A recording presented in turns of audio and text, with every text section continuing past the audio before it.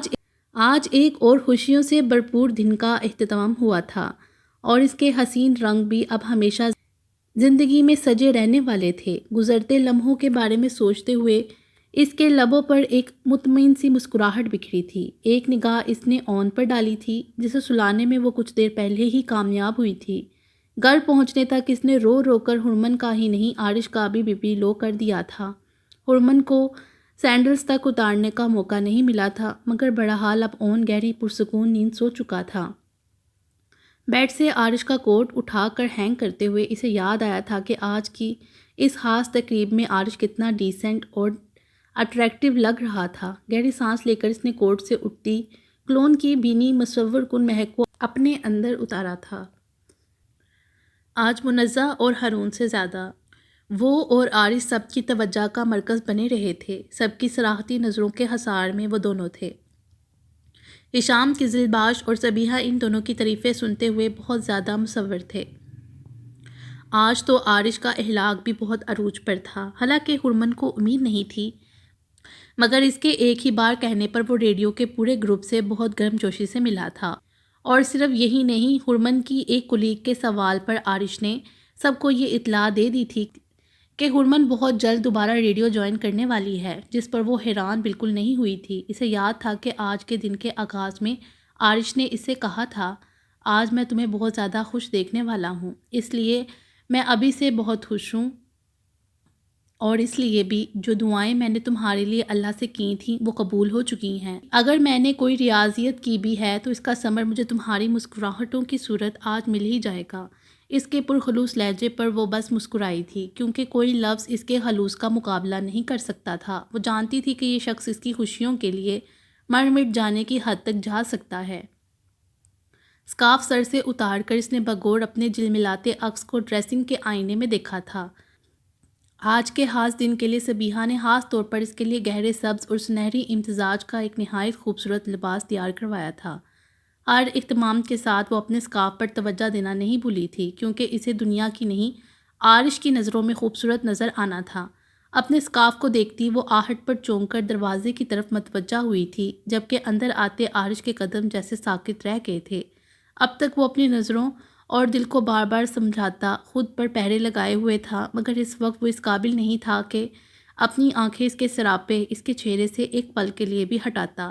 جانے اس پر ہوتی خوشیوں کی بارش کا اثر تھا یا پھر بے قرار محبت میں سلگتی چاہت سے لبریز عارش کی نگاہوں کی مسلسل حدت کے پل پل رنگ بدلتا حسن و رعنائیوں سے جھلکتا اس کا نازک دمکتا سراپا دل کو بے قابو کرتا جا رہا تھا۔ وہ نہیں جانتا تھا کہ اس لمحے اس کے قدم بے اختیار ہرمن کی جانب بڑھتے چلے گئے تھے۔ نگاہیں اس کے قیامت خیز نقوش سے ہٹنے کے لیے بھی تیار نہ تھیں۔ پشت پر چمکتے آزاد بالوں کی تراش ریشمی لٹوں نے اس کے سجے سورے چہرے کا احاطہ کر رکھا تھا۔ کچھ شانوں پر سرک آئی تھیں، پیشانی پر مسکراتے ماہ نم کے حیرا کن جلووں نے اس کو مکمل طور پر سحر زدہ کر ڈالا تھا۔ دوسری جانب ہرمن رکتی بڑھتی سانسوں کے درمیان اسے قریب آتا دیکھتی رہی تھی۔ گہری نگاہوں میں جانے کیا کچھ تھا کہ اسے اپنا چہرہ آگ کی طرح جلتا محسوس ہونے لگا تھا کہ عارش کے چہرے پر بکھری سنجیدگی اور تھکن بھی اس کی آنکھوں سے چھپی نہیں رہ سکی تھی۔ وہ عجیب گم سی کیفیت میں مبتلا تھی۔ عارش کو خاموشی سے اپنی طرف دیکھتا پا کر وہ مزید رک نہ سکی، خود پہل کرنے کی ہمت کر گئی تھی۔ دھیرے سے عارش کے ہاتھ اپنے ہاتھوں میں تھام کر ہرمن نے دوبارہ اس کی جانب نگاہ کی تھی۔ اس بار عارش کو اس کے چہرے اور گلابی ہوتی آنکھوں میں پشیمانی کے سائے نظر آئے تھے۔ وہ کچھ نہیں بول سکا تھا، بس خاموشی سے اس کی آنکھوں میں اپنے عکس کو دیکھتے رہنا چاہتا تھا، بولتی نگاہوں سے، کیسے کہہ دوں عشق ٹھہرا عالم ہے، کیسے کہہ دوں عشق ٹھہرا عالم ہے، یہ تو سفر مسلسل لافانی ہے، نہ الزام دے میرے جنون کو، نہ الزام دے میرے جنون کو، کچھ قصور اپنے سر بھی تو لے، میرے عشق کا محور تیری آنکھیں کہ جن کے سنہری پانیوں میں ڈوب کر صدیوں بعد ابھرتے تیرے ستم کی نشانیوں میں، میری حیات قید ہے ازل سے تیری ذات میں ابد تک، تیری ذات میں ابد تک تیرے ظلم قدے ہیں، تیرے ظلم قدے میں نہ روگ ہے نہ سوگ ہے، نہ روگ ہے نہ سوگ ہے، ہر سمت کنجے گل ہیں، زخم زخم گلاب ہے، ہر درد پرکیف ہے۔ اے میرے ہم نشیں، تیری مسکراہٹیں میرا اعزاز ہے۔ نہ اداس ہوں نہ پشیماں ہوں، جو بیت گیا سو بیت گیا، یہ سب عشق کے مراحل ٹھہرے۔ اب ایک حسین موڑ ہے، ہم کو ازبر ہے اب کہ یہ محبت جب عشق کی حدوں کو چھو جائے تو اظہار بے معنی ہے، میرا اصرار بے معنی ہے۔ یہ عشق زمین کا سفر نہیں کہ جو ختم ہو جائے، یہ عشق ٹھہرا عالم نہیں جو فنا ہو جائے۔ ساکت نظروں سے وہ اسے دیکھ رہا تھا جو اس کے ہاتھوں کو لبوں سے لگا رہی تھی۔ یہ مت کرو ہرمن، میں اس اعزاز کے قابل نہیں، ان ہاتھوں کو اپنی گستاخی کی سزا ملنے کا انتظار ہے۔ نہ چاہتے ہوئے بھی اپنے ہاتھ اس کی گرفت سے نکالتا وہ تھکے لہجے میں بولا تھا، میں کیسے بھول گیا تھا کہ میرے سامنے کون ہے۔ مجھے نہیں بھولتا کہ اپنے انہی ہاتھوں سے میں نے تمہارے دل میں اپنی نفرت کا بیج بونے کی کوشش کی تھی۔ یہ ممکن ہی نہیں ہے، وہ درمیان میں بول اٹھی تھی۔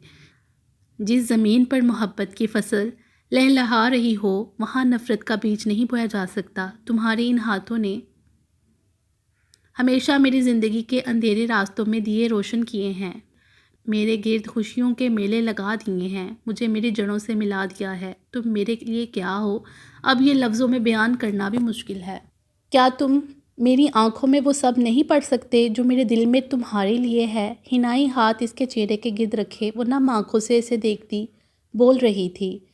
عارش کو اس کی آنکھوں میں شدید بے چینی اور اضطراب نمایاں نظر آیا تھا۔ وہ کنگ سا ہو گیا تھا مگر دل بے اختیار جھکتا ہی چلا گیا تھا۔ رکی دھڑکن اور بند آنکھوں کے ساتھ وہ سلگتے لمس کی تپش سے بے جان ہونے لگی تھی، مگر یہ لمس جانے افروز تھا۔ چہرے کا ایک ایک نقش دہک کر نکھرنے لگا تھا۔ مضبوط ہاتھ کی گرفت میں نرمی سے جکڑے اس کے بال بہت آہستگی سے آزاد ہوتے اسے مخمور ہوتی آنکھیں کھولنے پر مجبور کر گئے تھے۔ کیف آنگے لمحوں کے سحر سے نکلتی وہ الجھتی نظروں سے اسے دیکھ رہی تھی جو یکدم پیچھے ہوا تھا۔ اس کا چہرہ جذبات کی شدت سے تلملا رہا تھا، روشن آنکھوں میں خمار زدہ سرخی ابھر آئی تھی۔ اگلے ہی پل وہ ہرمن کے چہرے سے نگاہ ہٹاتا پلٹ کر تیز قدموں سے دروازے کی سمت بڑھتا چلا گیا تھا، جبکہ ہرمن دنگ نظروں سے اسے جاتا دیکھتی چند لمحوں تک غائب دماغی سے بند دروازے کو تکتی رہی تھی، مگر پھر یکدم ہراساں سی ہو کر خود بھی تیزی سے باہر نکلی تھی۔ اس کی طائرانہ نظریں لاؤنج تک بھی گئیں مگر عارش اسے کہیں دکھائی نہیں دیا تھا۔ تبھی اسے فضا میں بینی بینی سی مہک پھیلتی محسوس ہوئی تھی۔ گہری سانس لے کر خوشبو کی سمت کا تعین کرتی وہ ڈائننگ روم کے نیموار دروازے کی سمت بڑھی تھی۔ اندر داخل ہوتے ہی وہ مزید دنگ ہوئی تھی۔ ڈائننگ روم کی لائٹس آف تھی مگر وہاں سینٹرل ٹیبل پر روشن کینڈلز نے تاریکی کو کافی حد تک ختم کر دیا تھا۔ پر اسرار سی خاموشی اور زرد خوابناک روشنی میں ٹیبل پر ایک خوبصورت کیک گلابوں کے ڈھیر سرخ پھولوں کے درمیان سجا ہوا تھا۔ تجسس اور حیرانی میں وہ مزید چند قدم بڑھی تھی جب سامنے دیوار پر ایک جماکے سے کچھ روشن ہوتا اس کے قدم اور آنکھیں ساکت کر گیا تھا۔ دیوار پر سرخ گلابوں سے بڑا سا دل بنایا گیا تھا۔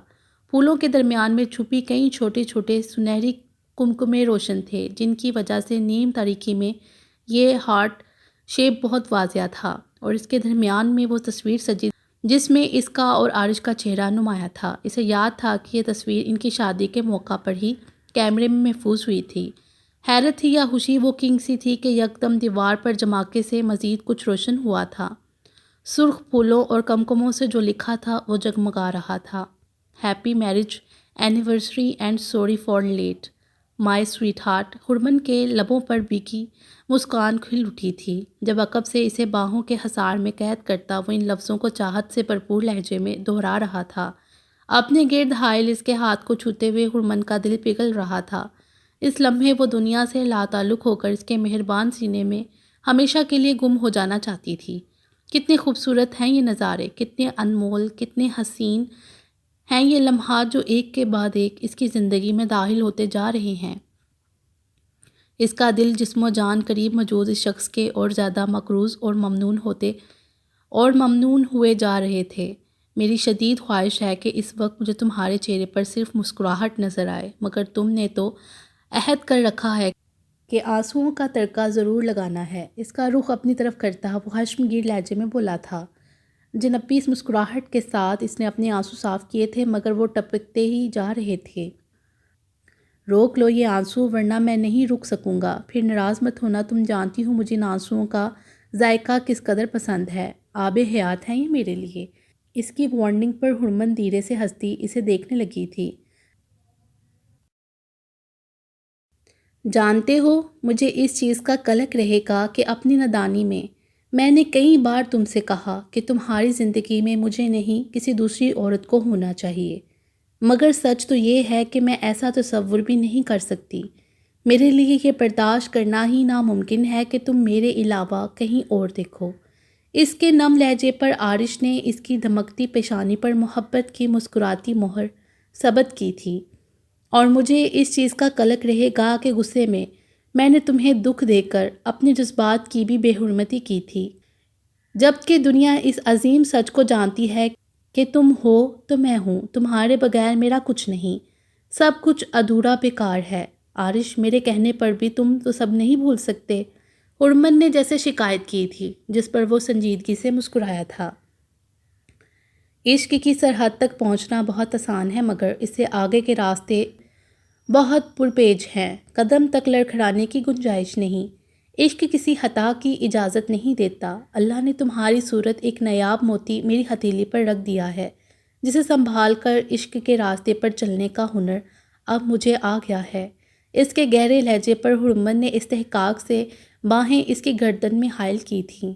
اور تم جانتے ہو کہ یہ ہنر تنہا تم نے نہیں سیکھا، میں بھی اس راستے پر تمہارے ساتھ ساتھ ہوں۔ اس کے مدھم لہجے پر عارش کا دل اس کے قدموں میں ڈیر ہوا تھا۔ اس سے پہلے کہ میں تمہاری آنکھوں میں ڈوب کر سب کچھ بھول جاؤں، میرے پاس تمہارے لیے کچھ ہے۔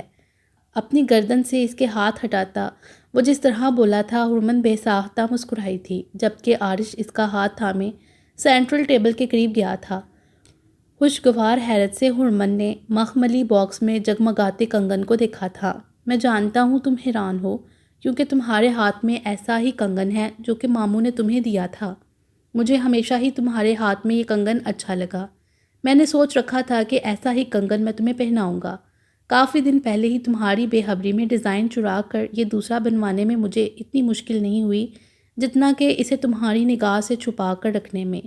کنگن اس کی کلائی میں پہناتا وہ بول رہا تھا، جبکہ ہرمن آنکھوں میں چاہت لیے اس کے روشن چہرے کو دیکھ رہی تھی۔ مجھے یقین ہے کہ اب اس کنگن کو بھی تم کبھی اپنے ہاتھ سے نہیں اتارو گی۔ عارش کی گہری مسکراتی نظروں پر وہ مسکرائی تھی۔ اب بتاؤ کیسا لگا تمہیں یہ سرپرائز اور یہ گفٹ؟ بہت حسین، بہت خوبصورت۔ میں اپنی خوشی لفظوں میں بیان نہیں کر سکتی۔ یہ سب تم ہی میرے لیے کر سکتے ہو، مجھے اب حیرت نہیں، وہ مسکراتے ہوئے بولی تھی۔ ویسے بھی تمہاری بھی فرسٹ اینیورسری ہے، مجھے بتاؤ تمہیں کیا گفٹ چاہیے، مجھے لازمی تمہیں دینا ہے۔ ویسے تو مجھے بہت کچھ چاہیے۔ اس کی مسکراتی نظروں اور معنی خیز لہجے پر ہرمن نے بے ساختہ ہنستے ہوئے اپنا چہرہ ہاتھوں میں چھپایا تھا۔ مگر تمہاری اس کبھی کبھی کی شرم و حیا کے صدمے سے بچنے کے لیے مجھے شرافت کے دائرے میں رہنا ہوگا۔ عارش، ہرمن نے مسکراہٹ چھپا کر اسے تنبیہی نظروں سے دیکھا تو وہ دھیرے سے ہنستے ہوئے اسے مزید قریب کر گیا تھا۔ کیا مانگوں تم سے؟ تمہیں اللہ سے مانگ کر ماموں جان کے سامنے تمہارے لیے اعتراف کرنے کے بعد سبھی کچھ تو مل گیا ہے مجھے۔ تم نے تو اپنا سب کچھ دان کر دیا ہے مجھے۔ میری خواہش کے مطابق ایک روایتی بیوی کے منصب کے ساتھ ساتھ تم نے ایک ایسا آسمانی تعلق اپنے اور میرے درمیان بنا لیا ہے جس کی چاہت مجھے صرف تم سے تھی۔ تم صرف میری نسل کو پروان نہیں چڑھا رہی ہو، بلکہ تم نے مجھے میرے ہونے کا احساس بھی دیا ہے۔ یہ آگاہی بھی مجھے تم سے ملی کہ عورت کی محبت کو سمجھنا کتنا مشکل ہے، مگر تمہاری محبت کو سمجھنا میرے لیے اس لیے بھی مشکل رہا، اور تمہاری محبت کے انداز ہی بہت الگ اور منفرد رہے، مگر اب تو میں تمہاری ذات کے ہر پہلو، مزاج کے ہر رنگ سے بھی واقف ہوں۔ اس کا ہاتھ اپنے سینے سے لگائے وہ گہری نظروں سے اس کے نقش دل میں جذب کرتا بولا تھا۔ جس طرح میرے لیے تمہاری محبت کی کوئی پیمائش نہیں کی جا سکتی، اسی طرح تمہارے لیے میری محبت کی گہرائی کا اندازہ لگانا بھی مشکل ہے۔ وہ لبوں پر کھلتی مسکراہٹ کے ساتھ بولی تھی۔ ہمارے درمیان جو ہے وہ آسمان سے اترا ہے، اسے سمجھنا نہیں، بس محسوس کرتے رہنا ہے۔ عارش نے اس کی مسکراہٹ کو نرمی سے چھوا تھا۔ میں چاہتی ہوں ہمارے درمیان جو ہے اس کا سلسلہ کبھی نہ تھمے۔ یہ مکمل ہوا تو فنا ہو جائے گا، رک گیا تو ہم فنا ہو جائیں گے۔ اس کی گہری سیاہ آنکھوں میں ابھرتے اندیشے پر وہ مسکرایا تھا۔ عشق دین نہیں جو مکمل ہو جائے، دنیا نہیں جو فنا ہو جائے۔ کچھ تھا عارش کے گمبھیر گہرے لہجے میں، یقین، استحکام اور عقیدت کے علاوہ بھی، جس نے خرمن کے دل کو چھو لیا تھا۔ روح تک سرشار ہو گئی تھی۔ اس کی گہری نگاہوں میں چاہتوں کا ٹھاٹھے مارتا سمندر اور جذبات کی سرکشی خرمن کے چہرے پر رنگ بکھیر رہی تھی۔ اس بار خود اس کی باہوں کا ہار اپنی گردن میں ڈالتے ہوئے عارش کی لو دیتی فرفتہ نگاہیں خرمن کے تراشے لبوں پر ابھرتی دلکش مگر قاتلانہ مسکراہٹ پر ٹھہر گئی تھیں۔ وہ مسکرا کر روح کھینچ لینے کا ہنر جانتی تھی، مگر اس کی سانسوں کو اپنی سانسوں سے باندھ کر بھی رکھے ہوئے تھی۔ اس مہکتی سلگتی کبھی فسوں خیز چاندنی جیسی قید و بندش سے وہ آزادی چاہتا بھی نہیں تھا۔ سفر ذات کا ہو یا عشق کا، کہیں بار ٹوٹنا پڑتا ہے، وقت کے چابک اور صبر کے کانٹوں کو سہنا بھی طے ہے۔ جنون اپنی سمت کا تعین کر ہی لیتا ہے، اور جنون کیا ہے؟ کسی کے لیے اپنی انا کو فراموش کر دینا، عشق میں اپنی ذات کا فراموش ہو جانا۔ ختم شد۔ ہمارے چینل کو سبسکرائب کریں اور بیل آئیکن کو پریس کر دیں ہمارے چینل کی لیٹسٹ اپڈیٹس حاصل کرنے کے لیے۔